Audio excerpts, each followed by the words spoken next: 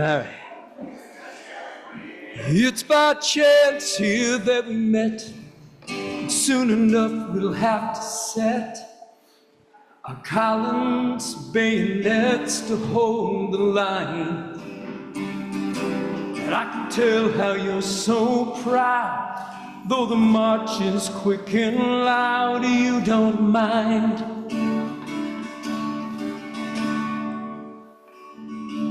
Though that hill is hard to climb, when the captain falls behind, well, the ghosts tell the same story every time. We're all in this, just not together. The ties that bound us are threadbare and weathered.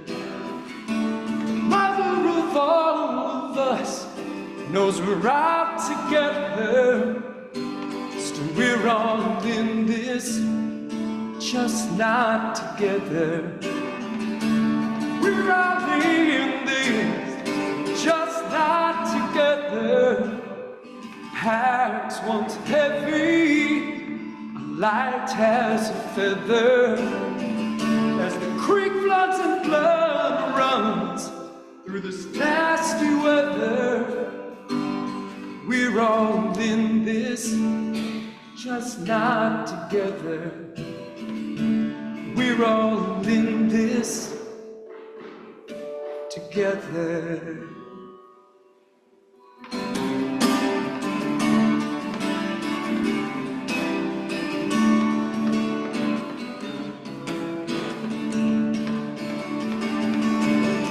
Bobby left a notebook on the back of the bus. They give prizes for that, it's true.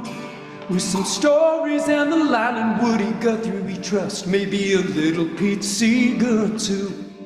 So he went to find his hero and to singing his songs from all his hard traveling blues. He could barely play a note, but he could still hum along. There's some tricks that we never lose. At Brooklyn Hospital they told him, son, things don't look good. So we scoped around the Greenwich neighborhood. Everybody's looking for that eye in the sky. Tell them what they think they ought to do. Trust me when I tell you he's still searching to find the final verse that tangled up in blue. When you spend half your life being somebody else, believing in yourself is hard to do. Change your name, take the train to New York from Duluth. But what good is 3 chords when you can't find the truth? Daddy's only purpose was to make Daddy proud, so he followed his footsteps through till he found he had a talent for igniting the crowd, including shots on 5th Avenue. Told the people what they wanna hear, and Dad did tough. And when that didn't work, he made stuff up. Everybody's looking for a savior to buy, but this one seemed to come out of the blue. I used to think I understood my people, now I acknowledge that I never had a clue. When you said you don't trust the folks who furnish the facts, don't bother us with evidence or proof. You can call it a hoax, say they rigged the voting booth. You can whine all you want, but you can't hide the truth.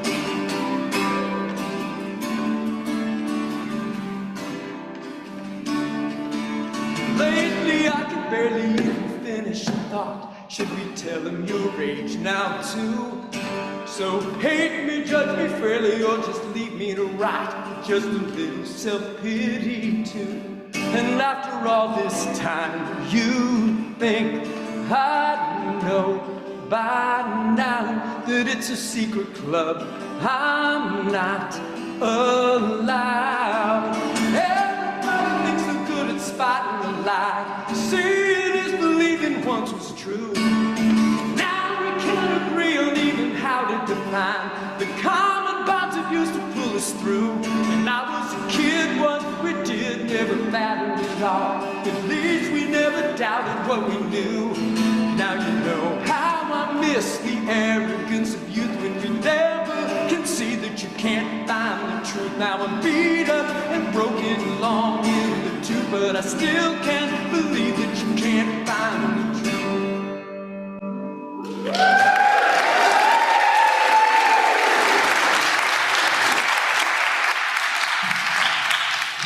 Wow, John, thank you so much. Good morning, everyone. And welcome to the First Universalist Church of Rochester, where we are called to nurture the spirit and to serve the community. I am Reverend Lane-Mairead Campbell, and it is my privilege and my pleasure to be your settled minister here. And it is also my privilege and my pleasure to get to welcome you here this morning. This church is a church that really believes wholeheartedly that we all need a place to belong in these times, that we are all in need of some community, especially right now. So if you are here for the first, second, or third time, welcome back. Welcome for the first time. We're so grateful that you are here. We have a way to stay in touch with you. There's a visitors form on the back of your order of service, or if you're joining us online, you can click the link in the chat. We would just love to get to offer you a welcome beyond what we can offer you here this morning, which we do hope reflects our commitment to really building a community of belonging. One way, if you are here and you've been here for more than 2 or 3 times and you are looking for a way to help build welcoming community here, the best way to do that is to help us offer coffee hour. Truly the Unitarian Universalist sacrament. So if you are interested in getting involved, I actually think MJ, who is our person to volunteer with, is in the kitchen right now. But MJ would be the person to reach out to. She has short brown hair. You'll see her around after the service. Please do reach out to her. Partnering with others is encouraged. You don't have to do it alone. And if you're here this morning, please join us after the service for this very important time. Coffee, snacks. I see there may be some cookies back there to celebrate a birthday. More on that to come. Before we take a moment to turn to our neighbors here and to offer a greeting, to remind ourselves of what we are really here to do, let us turn towards hope, turn towards our Progress Pride flag, and offer a wave to the folks joining us online. We are so grateful to be here with you all, so grateful you are here, and grateful that we are a congregation that values people who join us online as well as in person. If you're online, please pop into the chat and offer a greeting this morning. If you are here in person, please turn to your neighbor and offer a greeting today. Please rise in body or in voice.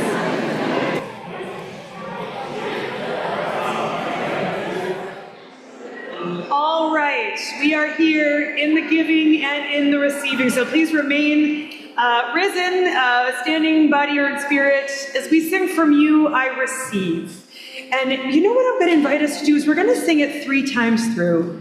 We'll sing it first all together so we get a little feel for it. And then what I'm going to invite you to do is turn to your neighbor and sing it to your neighbor. And then I'm going to invite you to turn to your other neighbor and sing it to your other neighbor. So let us rise in body and spirit. Just get a feel for it. So Anne, would you play it through for us once so we can all kind of...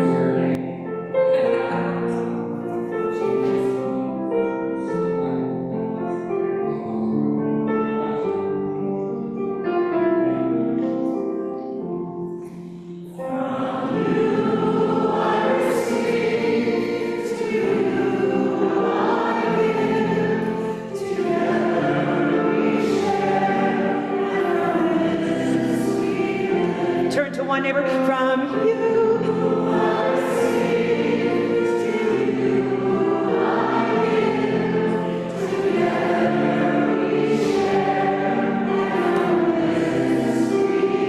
Other neighbor, from you.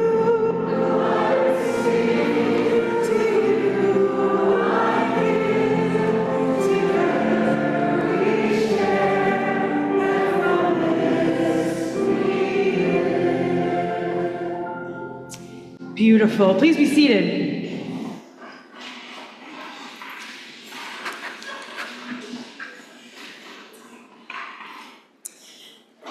Good morning. Last Monday, I looked out my kitchen window, and there on my hill was a mama fox with her 6 baby foxes, rolling around and tripping over each other. Out came my phone, but I took videos to mark the beginning of a new season. But spring can't be spring unless we share it with those we love. So I sent the photos off to my great niece, who I knew would share them with her 3-year-old son, Jin. When Jin saw my new little neighbors, his reaction was, "I want to pet them." His mother explained, "We can't pet wild animals." He asked, "They bite you?" I said, "Tell him he would scare them, just like he would be scared if somebody other than his mother pet him. And also that we take care of wildlife by letting them be." I think it's an important lesson to teach, respecting wildlife by letting them be as opposed to fearing them. Much wildlife has been trapped or killed because we're afraid of them. Now, I'm not saying that there aren't times that we might need protection from wild animals in the wild. But maybe giving space to coexist with each other could produce a better balance, a better relationship between humans and nature. Maybe the same lesson of respect versus fear could be applied in human relationships. Often what we don't know about each other is what brings about misunderstandings, which can lead to fear and may result in anger. It certainly is not a good way to coexist in the world. Learning to coexist with our fellow humans by approaching them with respect rather than fear could provide more balance in our world. Using respect to build our communities would be a step toward creating more peace in our neighborhoods. Come, let us find the balance as we worship together. As Kathleen Schaefer comes forward to light our chalice at First Universalist, and you light a chalice in your own homes, please join me in our chalice lighting words spoken in unison. May we be a people of welcome, here to grow in heart and mind and spirit, and may we reach out to serve our community. Please rise in body or spirit for our affirmation of faith, followed by our sung offering. Love is the doctrine of this church. The quest for truth is its sacrament, and service is its prayer. To dwell together in peace, to seek knowledge in freedom, to serve humanity in fellowship, to the end that all souls shall grow into harmony with the source and meaning of life. Thus do we covenant with each other and with all. What we need is here. What we need is here. What we need is here. What we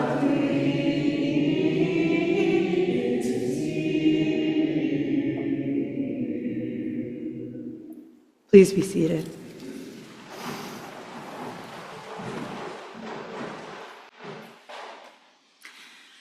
I share with you the words of Reverend Gary Kowalski. With faith to face our challenges, with love that casts out fear, with hope to trust tomorrow, we accept this day as the gift it is, a reason for rejoicing. Please place your offering in the offering basket or give online by scanning the QR code on the back of your order of service. For folks online, please click the link in the chat to give to First Universalist Church. Thank you for your generosity. This morning's offering will now be gratefully received.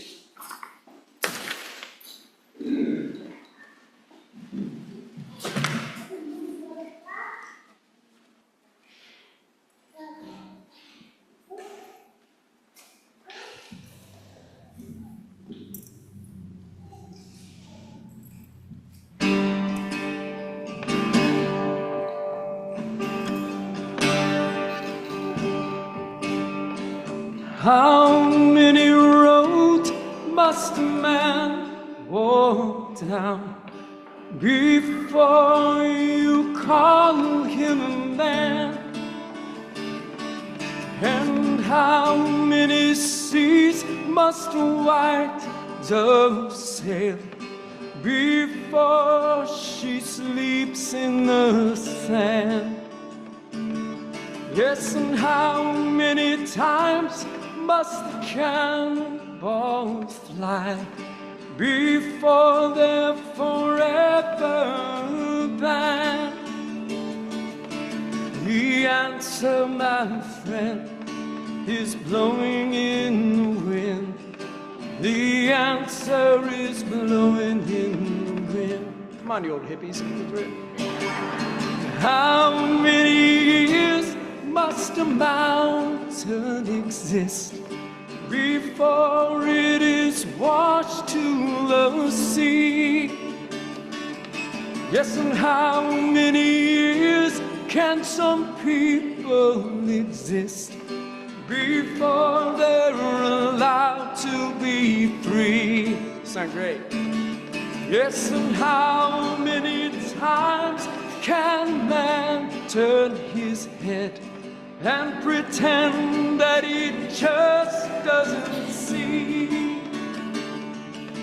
The answer, my friend, is blowing in the wind.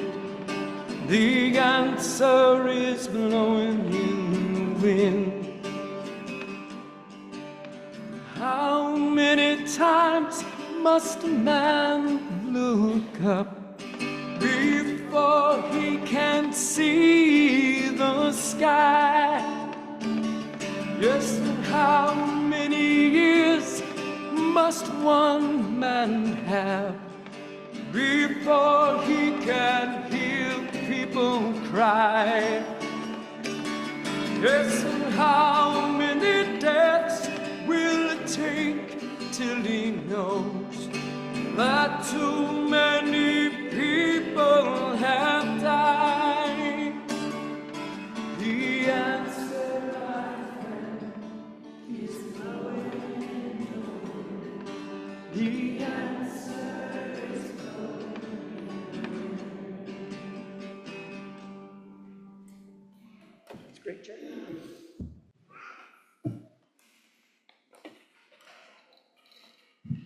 Thanks, John. I love a sing-along offertory moment. Gotta get it, you know? This morning's story is actually one that our Minister of Lifespan and Faith Development, Reverend Michelle, picked out. And if you are interested in looking at the book after the service, we'll keep it up here. It's called The Whispering Town by Jennifer Elvgren. And the illustrations, which you can see up here on our screens, or on your screen if you're joining us online, are by Fabio Santomato. Beautiful. There are new friends in the cellar, Annette, Mama said when I woke up. Time to take breakfast down to them. I paused at the top of the stairs. The cellar scared me because it was dark, but the whispering voices gave me courage. When I reached the bottom, I entered the secret room where we hid Danish Jews from the Nazis. A woman and her son sat on a cot. "I'm Annette," I said, holding out the basket. "Mama made you breakfast." "I'm Carl. The boy took the basket and handed his mother a roll and a soft-boiled egg. "We thank you," she said. Back upstairs, I sat down to my own breakfast. "How long will our new friends stay?" I asked. "2 nights," said Papa. "On the 3rd night, a boat will take them to Sweden." "Well, they're here. We need more bread," Mama said. After breakfast, I walked to the bakery. "We have new friends," I whispered to the baker. "Here is extra," he whispered back, handing me a bulging bag. "Stay safe." On the way home, I saw Nazi soldiers knock on a door across the street. Even though they had been in my town for a long time, my stomach still knotted when I saw them. "Mama, Papa, soldiers across the street," I said when I came home. Mama tapped 3 times on the cellar door to warn our friends to be quiet. After the soldier left, I looked up at the cloudy sky. "No moon tonight," he said. "It will be difficult for our friends to find harbor in the darkness." The next day, I took food to the cellar again. Again, I let the whispering voices guide me down the dark stairs. "This will help the time pass," I said, handing over some library books. He took them and smiled. "I love to read." "Mama, I need new books," I said when I came upstairs. After breakfast, I walked to the library. "We have new friends," I whispered to the librarian. "Be careful." She answered back, handing me extra books. On the way home, I saw Nazi soldiers knock on our neighbor's door. "Mama, Papa, soldiers next door," I said when I came in the house. Mama tapped 3 times on the cellar door. And after the soldiers left, Papa looked up at the cloudy sky. "No moon again tonight," he said. "Maybe the clouds will clear tomorrow." Again, the next morning, I let the whispering voices guide me down the dark stairs. As Carl reached into the breakfast basket, a heart-shaped stone fell on the floor. Carl picked it up. "I found this with my papa the last time we walked on the beach," he said. "It's beautiful," I said. "Annette, we need more eggs," Papa said when we finished breakfast. I walked to the farm. "We have new friends," I whispered to the farmer. "Wish them well," he whispered back, giving me extra eggs. On my way home, I saw Nazi soldiers heading for our house. I cut across the alley and raced through our back door. "Mama, Papa, the soldiers are coming to our house." They didn't answer. No one was home. I tapped 3 times on the cellar door. Then I heard pounding on the front door. Boom, boom, boom. I opened a crack. "We've heard rumors that someone is hiding Jews on this street," said the soldier, pushing the door open. "I haven't heard any rumors," I said, trying to stop my voice from shaking. "When we find them, we will arrest everyone," warned the other soldier. Trembling, I closed the door. "The soldiers were here," I said when Mama and Papa returned. "They are looking for hidden Jews." "Brave Annette," Papa hugged me. "Our friends must leave tonight, even though it is cloudy. How can we get them safely to the harbor?" I thought about being afraid of the cellar, and the whispering voices guided me down the stairs. "Papa, what if people stood in their doorways and used their voices to guide our friends to the boat?" I suggested. Papa stood quietly, considering my idea. "That might work," he said. "Help me to arrange it." I ran to the baker, the librarian, and the farmer to tell them about our plan. They agreed to help spread the word around the village. At midnight, Carl and his mama came up from the cellar. Carl pressed the heart-shaped stone into my hand. "Remember me always, Annette." I held the little heart against my own. After Carl and his mama slipped into the night, I leaned as far as I could out of my bedroom window. I heard our neighbor whisper from his doorway, "This way," he said, guiding Carl and his mother toward the harbor. Then our neighbor's neighbor whispered, "This way." The whispers continued from neighbor to neighbor to neighbor until Carl and his mama had safely reached the boat. I squeezed the stone in my hand and imagined them walking on the beach in Sweden. During World War II, almost all of the 8,000 Danish Jews were smuggled out of Denmark to Sweden. About 1,700 Jews escaped from one small fishing village. I might not pronounce it correctly, but Gilleleje. One moonless night, the town's citizens stood in their doorway and whispered directions to the harbor. A beautiful story about how we take care of one another in community and in relationship. How we are here to help one another find our way to safety.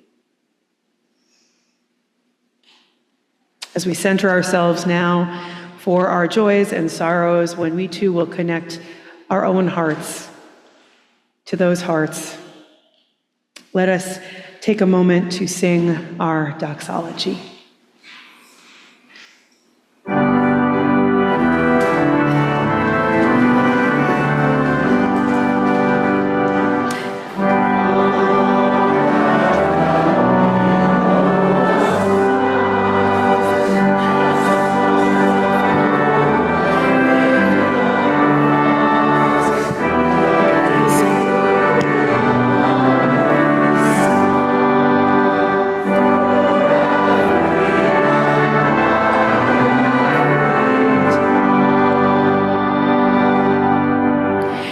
Beloveds, let us center into our seats. Whether you are sitting in a pew or at home or you're traveling somewhere and joining us online, I want to invite you into this reverent time of sharing the joys and the sorrows of our gathered community. If you would like to, you can place a hand over your heart, just like in our story, to be able to connect heart to heart, to be able to listen from a heart-centered place. We know right now that so much is going on in our world today. And if you have sorrows or joys to share on behalf of our national, global, and local community, you are truly encouraged to do so today and into the future. We are holding a lot right here in our hearts, connected to one another's hearts. As Patty Goodwin places stones into a bowl, I will read aloud the joys and the sorrows of our gathered community. If you're joining us online, please type any joys or sorrows into the chat, and we will share them here with us. This morning we share a joy from Nancy Gady. Please wish Carl Abbott a happy birthday. Happy birthday, Carl. And also a joy from Michael Scott. We are continuing a happy birthday to Kelly Scott, who sailed through her first chemotherapy treatment this week. Holding you, Michael and Kelly, in our hearts. We share a joy from Cara Gagliano. My godson Elijah is out of his medically induced coma, working on the road to recovery. He has a traumatic brain injury after a hit-and-run accident. Oh, please continue to pray for his healing. So we are holding both the joys and the sorrows of that experience, Cara, and sending Elijah so much love from us here at First Universalist. We have a joy this morning from Kitty Forbush, who had a marvelous afternoon at Theo and Steve Munson's hymn sing. It's fabulous community, singing, and eating. Sounds delightful. We hold a joy this morning, accompanied by a sorrow from Elizabeth Osta, whose brother Tom survived a traumatic brain bleed last week. But he survived and is recovering well and is out of ICU, we offer prayers for his continued recovery. Cara and Elizabeth holding you both. And we also share a sorrow from Dick and Joyce Gilbert this morning that Matthew, their son's mother-in-law, died suddenly this morning at the age of 89. And we are holding her in our hearts, holding all that knew and loved her, and especially holding Matthew and his wife in our hearts.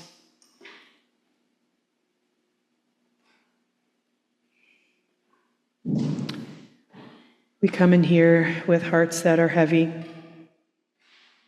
suddenly and unexpected, things we've been living with for days.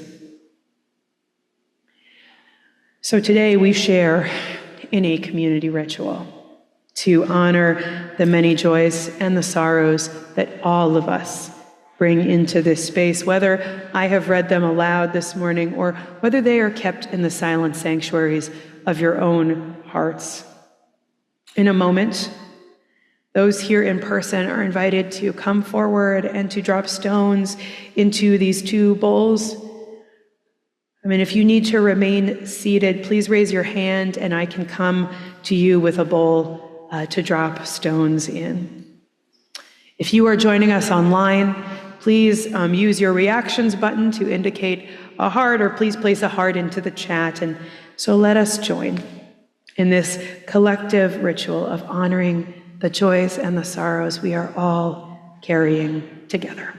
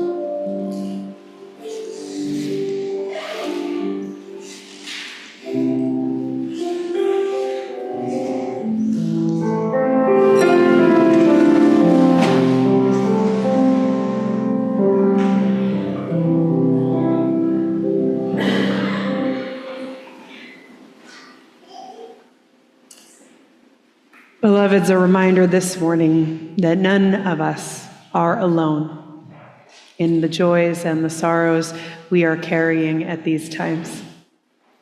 May all be held in the heart of love. So I want to invite you into a moment of prayer with me right now. Prayer, meditation, however this time is available to you. Take a deep breath with me. Allow your shoulders to roll down. Allow your weight to be held in your seat. Allow your hands to rest softly at your side or on your lap, however feels most comfortable to you. I invite you to close your eyes, soften your gaze. And as you do so, to take another breath.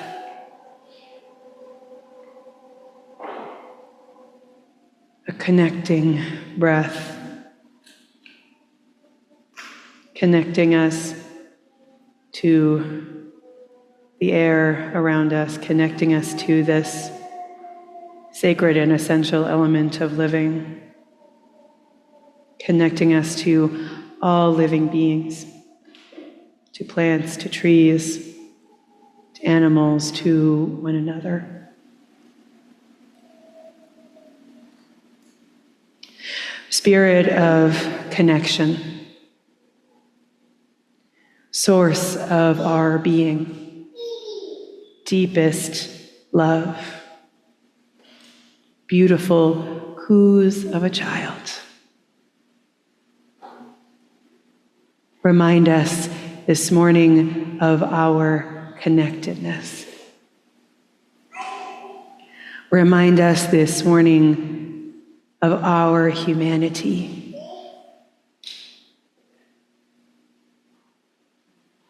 Remind us this morning of moments this past week where we reached out in love, where we were reached out to in love. Remind us of moments where beauty humbled us.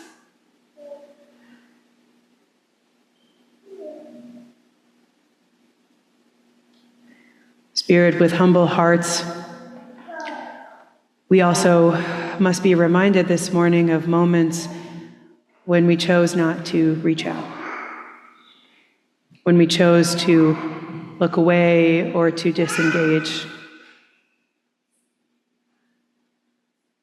Remind us this morning that we are not alone in those experiences. Remind us this morning that there are other hearts here in this space who have done the same. Help us to learn and to grow from honest and responsible reckoning.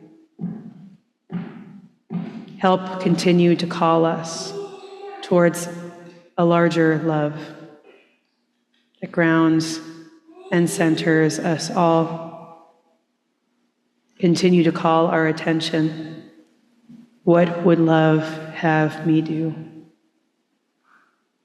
What would this heart that connects me to all living beings have me do? What would my highest held values have me do? And who are you calling me to be? Deepest love, sacred love that refuses to let any of us go.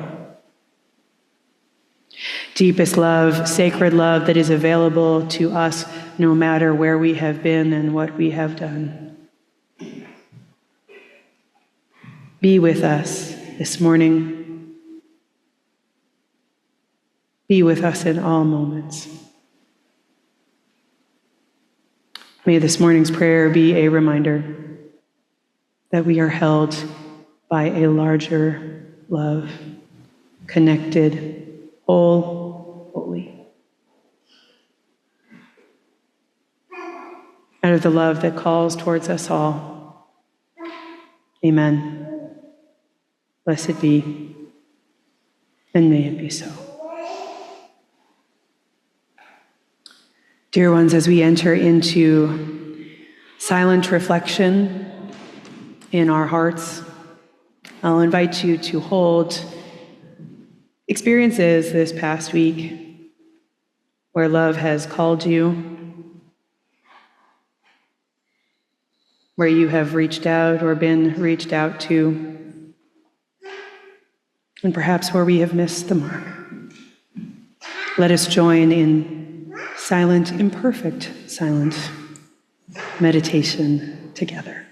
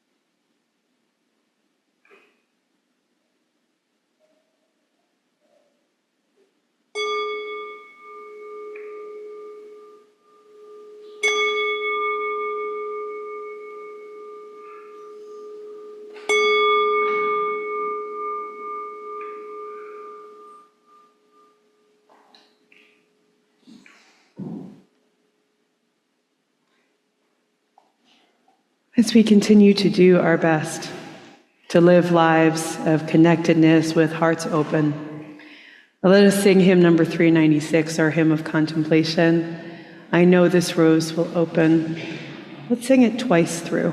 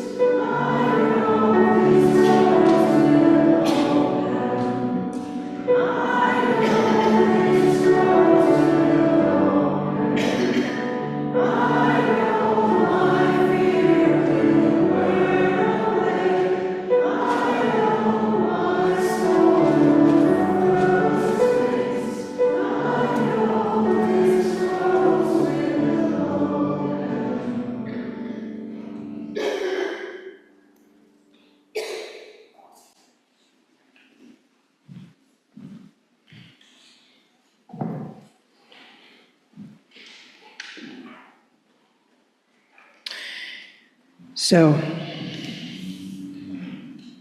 this is our last week of getting to explicitly explore our 2-month topic of interdependence.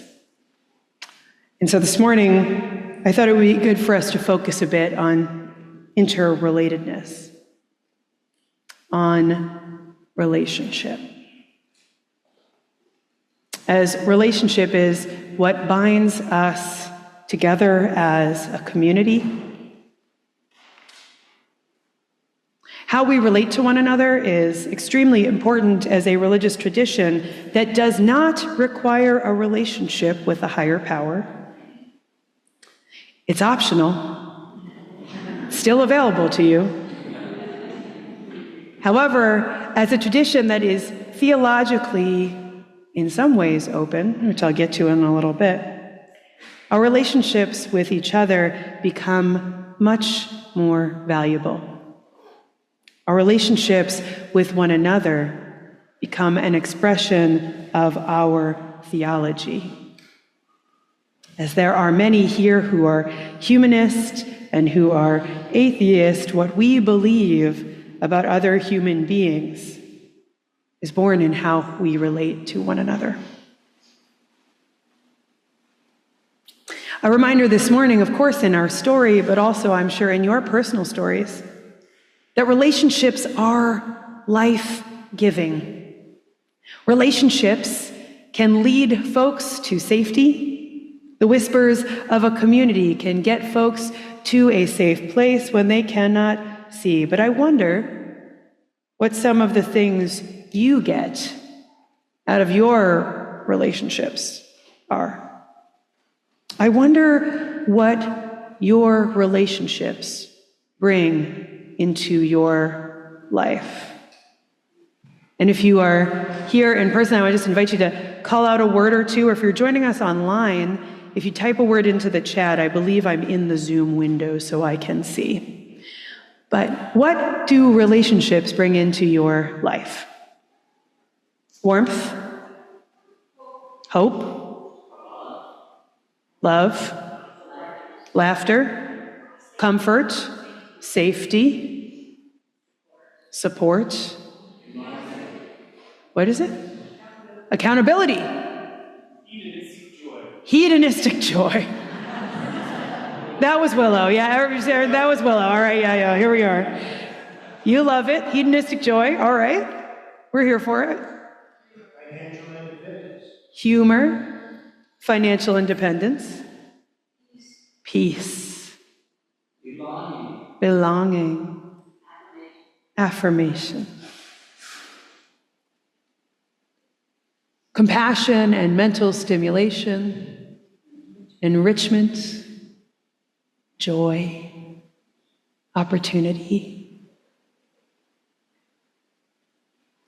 Beloveds, relationships are life-giving, but they are also complicated. Am I right? Relationships can bring so much of what we have named into our lives. And I really want to be mindful. I am not just talking about, romantic relationships, right? We are a church that holds that friendships are important, that community relationships, that working relationships, that all kinds of relationships, kinships are important, both chosen and by blood, let's be real. But relationships are complicated. And there have been times in my life where I have struggled with how to be in relationship. I imagine I'm the only one here for whom that's happened. But I can remember early on in my career getting into a conflict with a volunteer who was teaching our Sunday school classes. I was a minister of religious education at the time. And we did not see eye to eye on a particular way to teach or a particular topic or perhaps even how to relate to the kids. Quite frankly, I do not remember what the conflict was about. However, in the midst of the conflict, I grew afraid. It's like Patty talked about this morning in our call to worship. And I grew really afraid, and out of that fear, I chose to try to avoid him and to no longer be in relationship. Now, as you can imagine, this made our working together very hard. It is hard to try and collaborate on teaching a class when you are not speaking to one another and when you aren't communicating with one another. And I learned a lot from that experience. I learned that sometimes through avoiding relationship, we lose out on an opportunity to grow. I learned that in moments of conflict, when my instinct is to cut off, based on the family that I come from and the models of conflict that I had experienced, sometimes instead of cutting off, it's more helpful to lean in, to get curious, to ask questions. Sometimes it's helpful to do that, not always. I do want to hold space for that this morning. For those of you here who have been in conflict in our church over the course of the last 7 years that I have been here, you know that I am someone who wants to invite folks to talk to each other, to bring people together, to figure out things, how, to lean into a relationship. This is not my first go-to. This is not my primary skill. I would rather cut and run, y'all. But it is a skill I have invested in and a skill I've had to learn because I serve a denomination and you are a part of a community where relationships are sacred and important and demand more than just to be avoided or cut off. I think the practice of being in community is all about the practice of being in relationship with one another. And as people who are covenantal, as people who make promises with one another about how we are going to be together, the promise of respectful relationship is something that holds us together. The promise of how to be in relationship with one another is something that holds us together. I'm going to take a moment and pause here and just share with you all that last night I went to go see a new movie, Sinners. Has anybody seen it? Anybody seen it? Yes? Some folks? I'm not going to ruin it for everybody else, just so you know. I'm not going to spoil it. But there's a certain point in the movie. The movie is about vampires. And there's a certain point in the movie where one of these lead vampires is coming forward and he's like, we want you all to be in fellowship with us. We want you all to be in community with us. None of us has to be alone in being vampires. And it's a fascinating way to explore loneliness and belonging. The loneliness of living for so many years. But it also got me thinking, man, some of this language can really be co-opted in ways that aren't truly about relationship, but are about using people, or welcoming people in order to get some numbers, or perhaps destroying a whole town. But again, I won't spoil the movie. How we are in relationship with one another and why is sacred and important in Unitarian Universalism. We are a people, again, where higher power is optional, but the covenant amongst us is what is important. That is not optional. This piece of doing relationship together, it means that while I am not responsible for you, I'm not responsible for your feelings or for your past with how you handle conflict. I'm not responsible for those pieces. I'm not responsible for the ways that you respond in relationship. I am responsible to you. And I am responsible to a higher calling to be in respectful relationship, to honor the love that is at the center of all that we do and how we are going to be together. We are a religious tradition that has a long history of honoring the inherent worth and dignity of people. We are a religious tradition that takes a high view of humanity, a religious tradition that has many, as I said, humanists and atheists and even people who are theists and yet still hold that human community is sacred.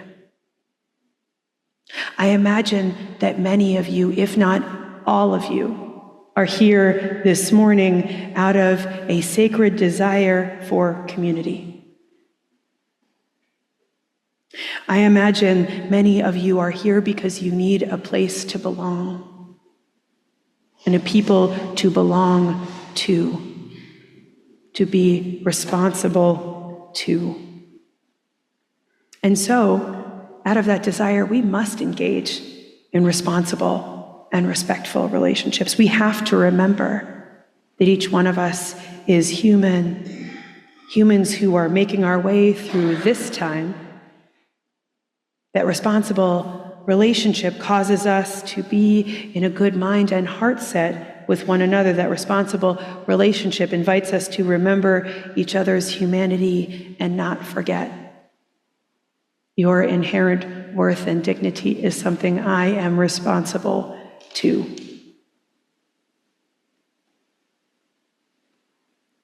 It's not just about how we are responsible to one another, though. It's also about how we are responsible for ourselves. How we engage in our own self-reflection informs how we're going to be together. And so I know that all of you have rushed to read our new policy of respectful relations. Just avid readers of it. I bet you all have it memorized, right? Our Committee on Ministry put a lot of work into it, and I'm grateful to them for that. But we begin any process for addressing conflict in relationship here with self-reflection. And so I want to invite us into some self-reflection this morning. Just in your seats. I want to just invite you to think through your life, some of the origins of your life, some original relationships in your life. What are some of the models of relationship you grew up with? How did you see conflict navigated in those relationships?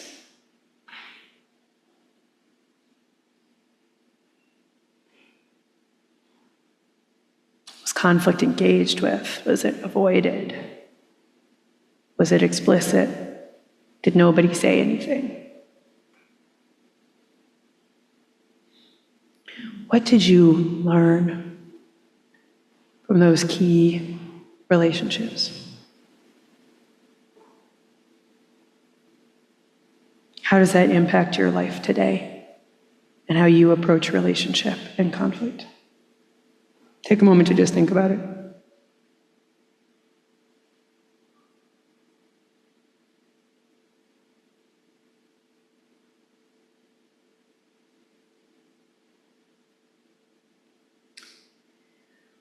And as I want to do occasionally, in a bit I will ask you to turn to a partner and share just a few sentences about your experience. It doesn't have to be about these relationships. It could be. It could be about what you've learned. It could be about how you navigate conflict now based out of those relationships. But I want to invite you to turn to a partner and share only what you feel comfortable sharing, and only if you would like to participate. I just want to note here that as many things are optional, as we're saying this morning, it's always okay to just remain in self-reflection during this time. You do not have to turn to a partner, but let's take a moment to share with a neighbor or to share in the chat, if you're joining us online, a few sentences about models of relationship and conflict and what we've learned, and special bonus points if you don't turn to the person that you came here with. However, if you do, that's fine. But who's to say you may be in conflict with the person you came here with this morning, so it might be a good time. Well, let's take a moment and to turn towards our neighbor, or to turn towards the chat and share a few sentences.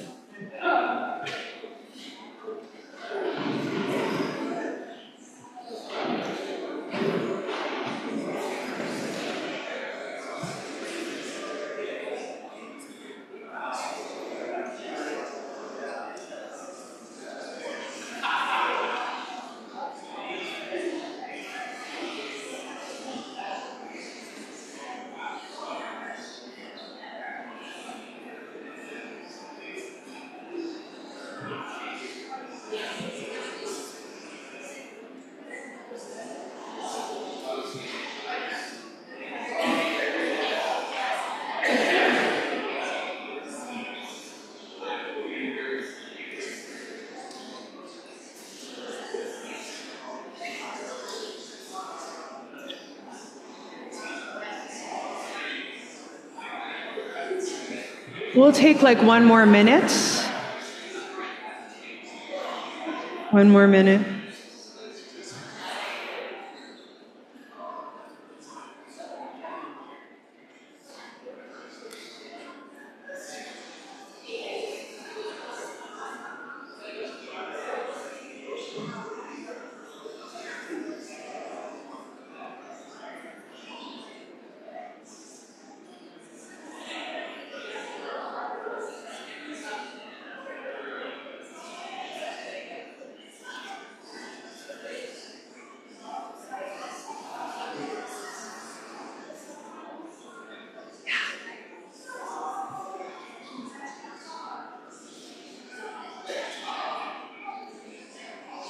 All right, dear ones, wind it down. I'm so sorry. It's my least favorite part. So my favorite part of Sunday morning is inviting you to turn to your neighbor. My least favorite part is telling you to stop.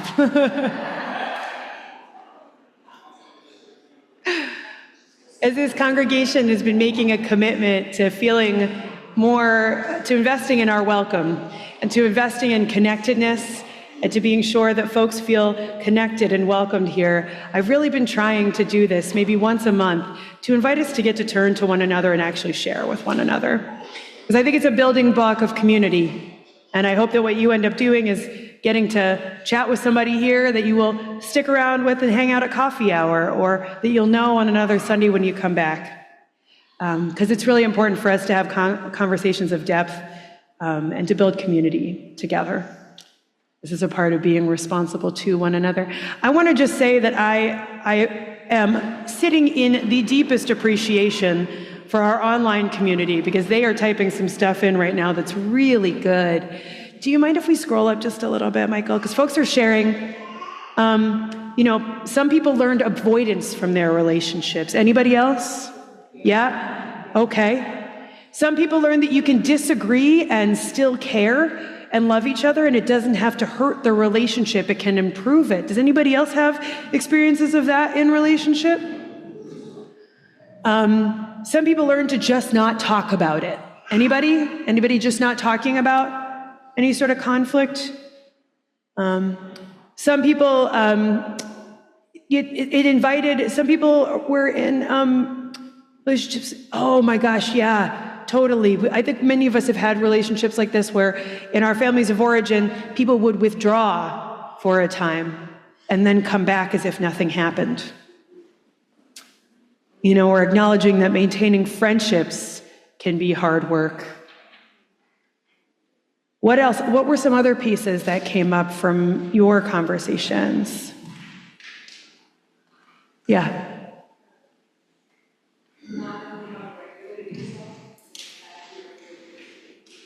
Not knowing how to regulate yourself can impact your ability to engage. So getting really dysregulated and kind of, feeling super nerve-frayed a bit can impact your ability to engage. Yeah, Willow.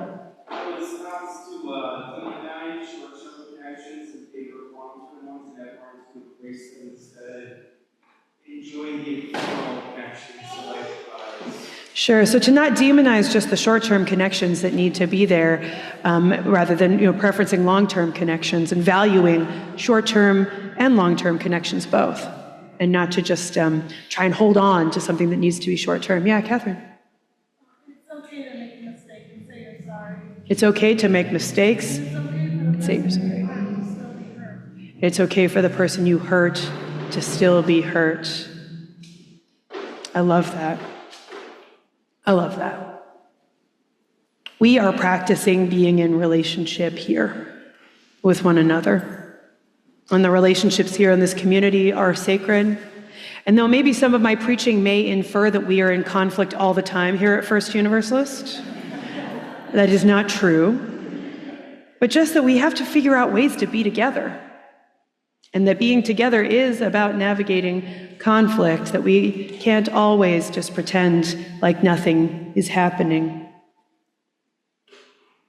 One last word about this before we move on.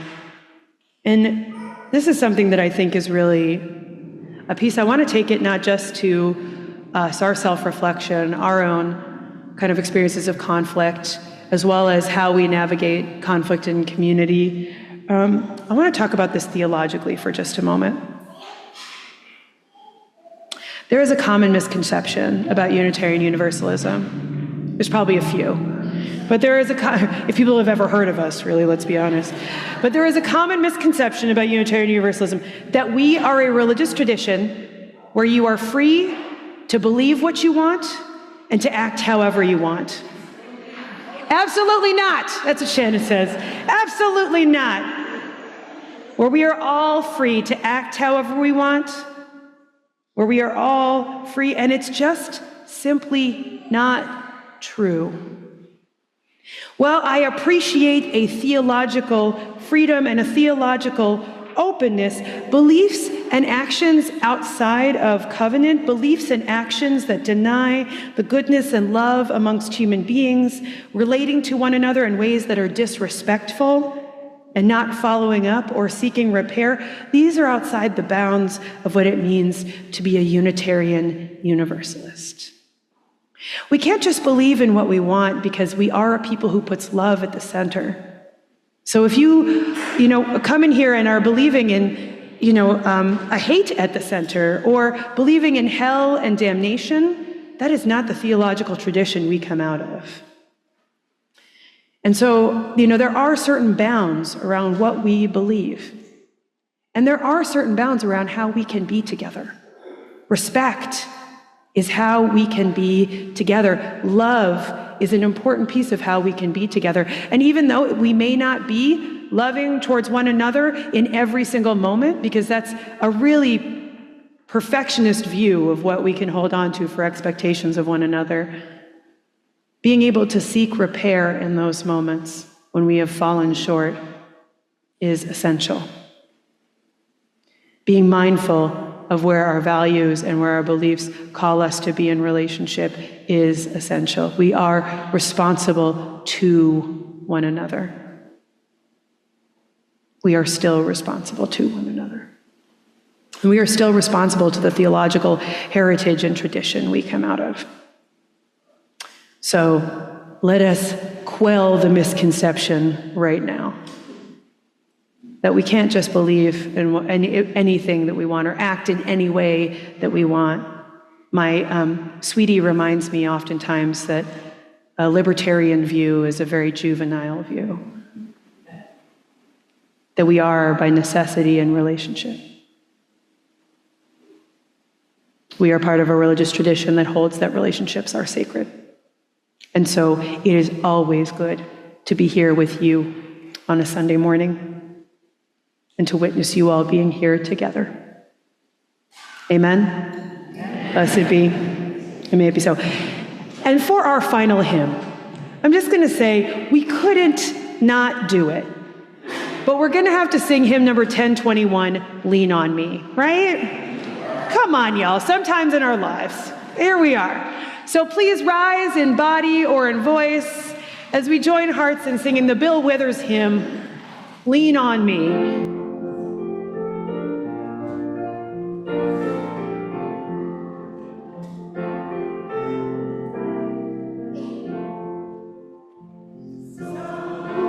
Times in our lives, we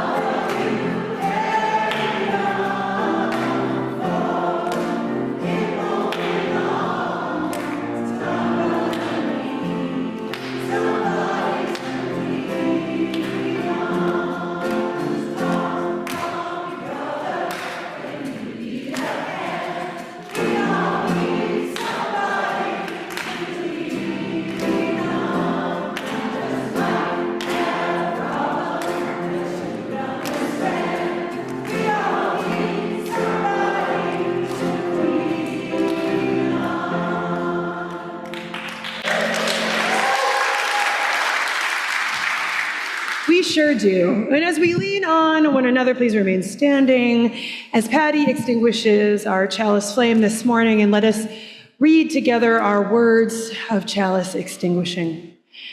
We extinguish this flame, for we keep this light in our hearts, with this message of love and justice, taken outside these walls to the world we live in, until we are together again. And let us take a moment as we close our service to connect heart to heart, to remember holding that heart-shaped stone against Annette's heart, to remember the ways we have felt connected here this morning to one another. Take a moment to look around this room, beyond maybe the folks that you've shared with this morning, into one another's faces, into one another's eyes. Our relationships here are sacred. Let us honor and remember that sacredness. our relationships across the internet wires with folks who join us online. We are here with you, we see you, are sacred. How we are in community together reflects what we believe. Let us act like it, dear ones. Let us be reminded this morning of our connectedness. And may we feel that connection out of the felt and known sense that we ourselves are loved, because we are. And let us go and be that love wherever we go and with whomever we meet in the days, weeks, moments ahead. Amen? Amen.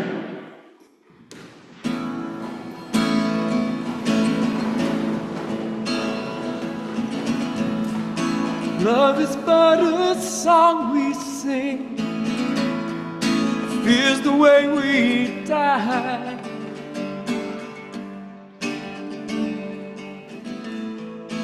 You can make the mountains ring, make the angels cry. Though the bird is on the wing, may not know why. Come on, people now, smile on your brother, everybody get together, try to love one another right now.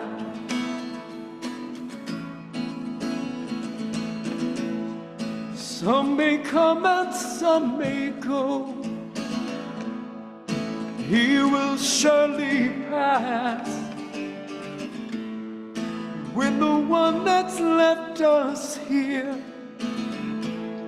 returns for us at last, we are but a moment's sunlight fading in the grass. Come on, people now, smile on your brother, everybody get together, try to love one another right now. Come on, people now, smile on your brother, everybody get together, try to love one another right now.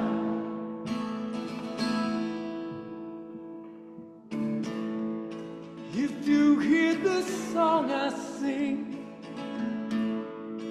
you will understand.